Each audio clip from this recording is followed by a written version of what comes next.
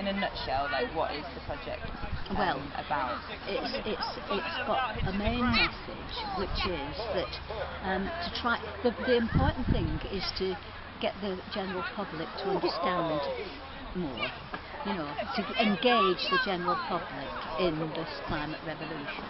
Like I say, if they're already saving a plastic bag, they're already part of it, but they need to get even more engaged. And so I thought the best way to do it is through the economy, because at the moment the propaganda is that if you look after in the environment, then we're going to be worse off. It takes money, and we're going to be worse off. And the opposite is true. And if you can get people to understand what's good for the planet is good for the economy, what's bad for the planet is bad for the economy, then they'll listen to the idea of climate change, because the only way out of the hole of the climate crisis is to work together with the ecological crisis and get out of both of them together. And so they've got to be put together, whereas at the moment in the general conception they're constantly separated by the economists. And it's total rubbish what the economists keep talking. Okay, so that was the main message, to try and get this idea.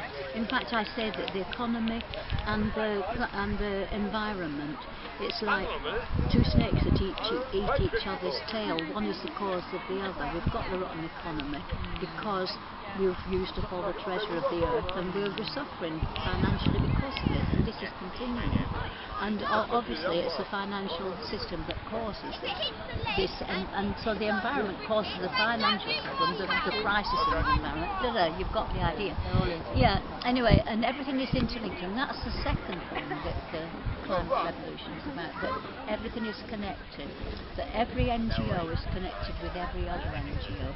If you fight for Bradley Manning, you fight to save the bees. Everything is connected. And so we're talking to NGOs, and they're very excited about working together under this idea of climate revolution. Anyway, so that's what we're doing, and so the website is about putting together NGOs, and it's a focus for them as well as me or whoever's running this site. It's a focus for everybody, not just me.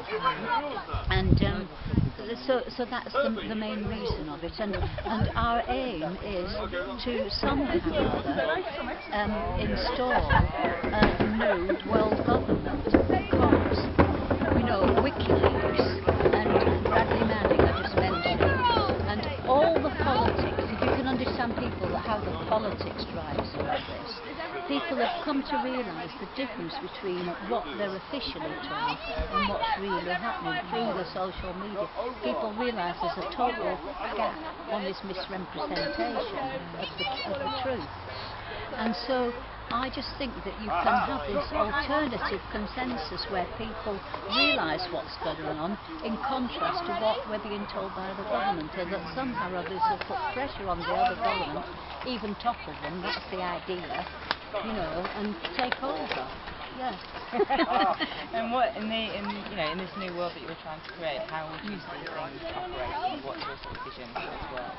Where you talk about the government and the new world government in place, what would it look like? Well, first of all, it's trying to achieve a democracy where people are engaged with what's happening in the world, because it's becoming more. People have never really been that engaged with what's going on in the world. They care about getting improvements in their wages and all kinds of things.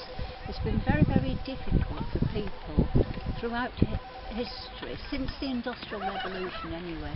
It's been really difficult for people to engage with the world. I mean, for example, people started to try to do trade unions, things like that.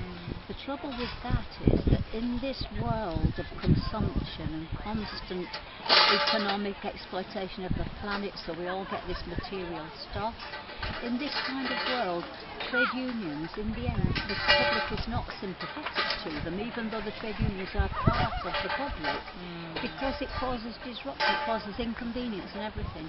And also, the public do not have control of the media, the propaganda machine. And so they're constantly fed all these lies about just waiting for things to happen instead of being engaged, because people just expect things rather. They expect they've got rights, and so people are going to deliver these rights. They don't have any rights unless they give them any of it. But people come to think they've got to do nothing except wait to just suck everything up.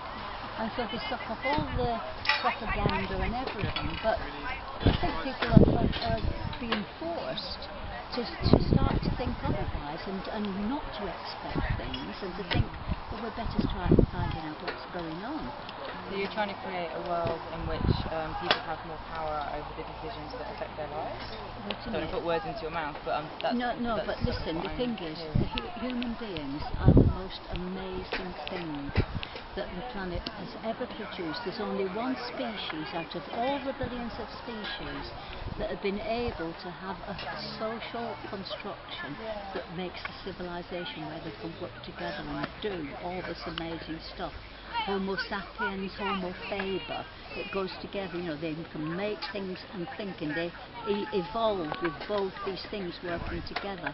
And we are just incredible, and we could have had the most wonderful world that lives in harmony with the world we live in. We could be helping the planet to be better, rather than just degrading everything and ourselves as well. We've got all this incredible potential, and it's somehow or other to get a whole different set of values over to people so that they realise the potential that each human being has in this world. I mean, the world could have been a paradise if we'd used science properly instead of just using science to just rip everything off and rape the world and each other. I mean, yeah, and this terrible financial system, what that does, it's designed to create the financial system is designed to create profit for a few people and war and poverty for most people. People are beginning to see that. It's becoming so obvious. And so so this is one reason why I think that the government won't win in this case. It's only them against the whole country in the end. Sorry, that's not to do with that. Just finally, one more thing to say. I don't know about why have you decided to come down here today to support Reclaim the Power?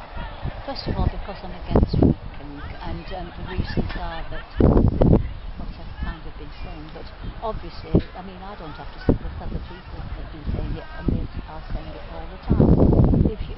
For you personally, what are your motivations for coming here today? To try and make the world a better place. It's as simple as that, isn't it? Whatever you do to stop the scam that's going on globally, the better chance everybody's got of happiness. So why do you think we need to reclaim the power? You're getting charged, John? Yeah. I wanted to meet Becky, so huge in the camp. This is a joke. I mean, the thing is, at one point, people thought that they could overcome nature, didn't they? I think it's a question of trying to live in harmony with the world, not reclaiming the power. I mean, reclaim power of your own lives. Did people ever have power over their own lives? I mean, that's what people have been fighting for an awful lot of the time, to have power over their own life. But usually it ends up only a few people fighting for that, because most people do really prefer, there are different degrees of it, but most people do really prefer other people to make the decisions for them. They really do. They want comfort in their lives, and I want comfort in my life, but I don't know whether reclaim the power is actually a valid statement.